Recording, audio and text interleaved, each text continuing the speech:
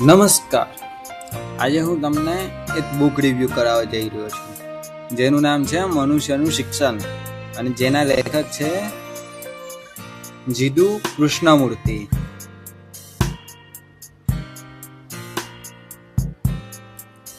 કૃષ્ણમૂર્તિ માને છે કે શિક્ષણ માત્ર પુસ્તકમાંથી મેળવેલું જ્ઞાન નથી, તે જીવન જીવવાની એક સંપૂર્ણ કલા છે.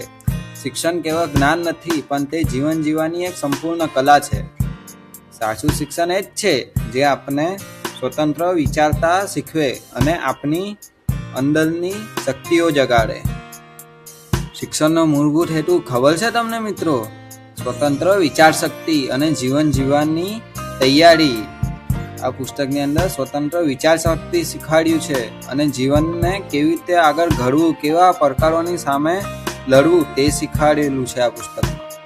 બીજાના વિચારોની નકલ કરવાને બદલે પોતાની રીતે વિચારવાની ક્ષમતા વિકસાવી, જીવનના પડકારોનો સામનો કરવો અને સુખી જીવન જીવવાની તૈયારી.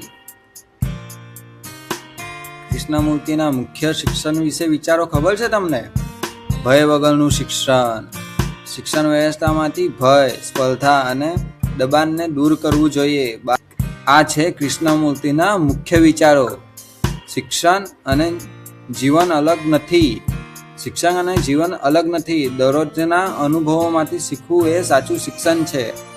જે અનુભવો થાય છે તેનામાંથી શીખવું, જેમાં જિજ્ઞાસા જગાડવી. ભય વગરનું શિક્ષણ. શિક્ષણ બરાબર જીવન છે. શિક્ષણનો સાચો ધ્યેય. શિક્ષણનો હેતુ એ નથી કે તમે કોઈ વિષયમાં નિષ્ણાત બનો, પરંતુ તમે એક સંપૂર્ણ માનવી બનો. કૃષ્ણમૂર્તિના મુખ્ય સંદેશ આ પુસ્તકની અંદર છે, જેવી રીતે કે સત્યની શોધ. શિક્ષણનો અંતિમ ધ્યેય એવા માનવીઓ તૈયાર કરવાનો છે જેઓ કોઈના ઉપર આધારિત રાખ્યા વિના સ્વતંત્રપણે વિચારે, જીવનના વાસ્તવિક સત્યને સમજવાની અને પોતાના અનુભવ દ્વારા જ્ઞાન મેળવવાની તીવ્ર ઈચ્છા અને ક્ષમતા, એને શિક્ષણ કહેવાય છે. શિક્ષણની મુખ્ય ભૂમિકા.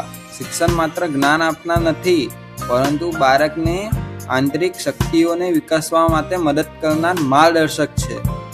ખાલી શિક્ષણ માત્ર જ્ઞાન નહીં આપતું, તે આગળ વધીને આપણને વિકસવામાં મદદ કરે છે અને માર્ગદર્શક આપે છે. મુખ્ય સારાંશ આ પુસ્તકનો એ છે: શિક્ષણ બરાબર સ્વતંત્રતા. સાચું શિક્ષણ માણસને માનસિક અને બૌદ્ધિક રીતે સ્વતંત્ર બનાવે છે. શિક્ષણ માત્ર નોકરી મેળવવા માટે નહીં, પરંતુ સુખી અને સાર્થક જીવન જીવવા માટેનું હોવું જોઈએ. અત્યારે બધા શિક્ષણને નોકરી મેળવવા માટે જ વાપરે છે, પણ આપણે એક સાચું અને સાર્થક જીવન જીવવા માટે શિક્ષણ હોવું જોઈએ. આભાર. શિક્ષણનો સાચો અર્થ એ છે કે સંપૂર્ણ માનવી બનવું.